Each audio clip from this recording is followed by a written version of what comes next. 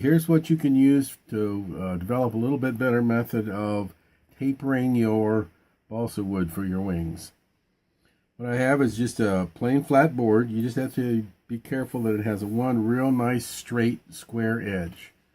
I have several smaller boards of different thicknesses, some masking tape, some clamps, and then the actual tool I'm going to use is once again a nice flat board.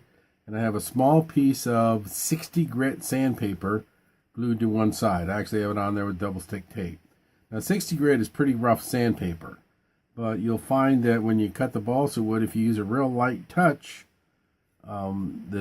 these heavier grit sandpapers like 60 or even 40 work pretty good. You just have to be careful to not try to go too fast.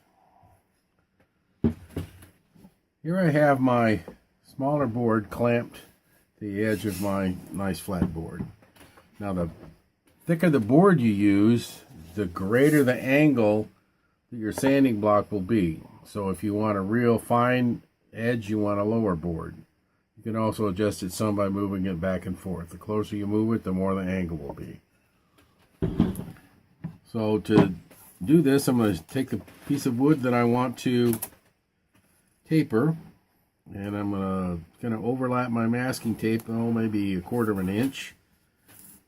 Pull the board down, the piece down to the edge of the board, make sure it's lined up real good, and then go right close to the edge of the piece and go around and press down the masking tape.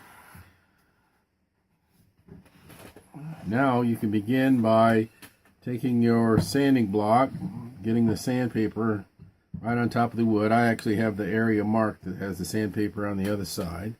And to be careful, you should do it like this.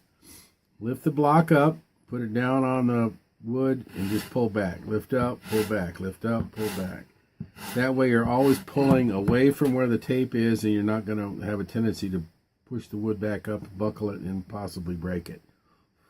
If you're not using a really, really light piece of wood, you can get away with a back and forth motion like this. Once again, I'm not pushing very hard. I'm just barely pushing the wood.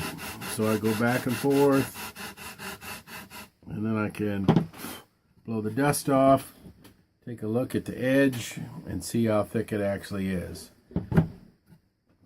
Depending on what kind of hardness of piece of wood you have, it may go real fast, it may take a while. So you just continue to go back and forth, or I usually try to make the last few strokes like this by pulling.